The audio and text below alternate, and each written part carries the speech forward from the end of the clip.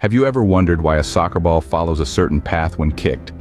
Or why an arrow shot by an archer hits its target? The answer lies in a concept known as projectile motion. What is projectile motion, you ask?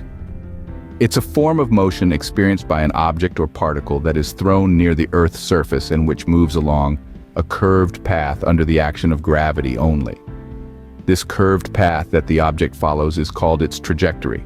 To understand this concept, we need to break it down into two components: horizontal and vertical motion. Interestingly, these two motions are independent of each other. That means what happens in horizontal motion doesn't affect the vertical motion and vice versa. The horizontal motion of a projectile is constant. That's because there's no acceleration in horizontal motion, assuming we're neglecting air resistance. This means if you kick a ball, it would continue to move at the same speed horizontally until it hits something, or gravity brings it down. On the other hand, the vertical motion of a projectile is influenced by gravity. When you throw a ball up in the air, it slows down as it rises, stops at the highest point of its path, and then starts to speed up as it falls back down. This happens because gravity is constantly pulling the ball towards the Earth. The combination of these two motions gives us the curved path or trajectory that we see. The shape of this trajectory is a parabola. Now, there are a few key points to remember about projectile motion.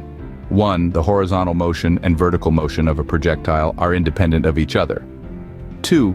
The horizontal velocity of a projectile is constant, while the vertical velocity changes due to gravity. And 3. The trajectory of a projectile is a parabola. Understanding projectile motion is not just about understanding how objects move, it's about understanding the world around us. It's the reason why a footballer curves the ball to score a goal, why a basketball player arcs the ball for a perfect shot, and why an archer can hit the bullseye. It's a simple concept, but its implications are vast. So, the next time you throw a ball, shoot an arrow, or even watch a bird fly, remember the incredible physics behind it. Remember the concept of projectile motion.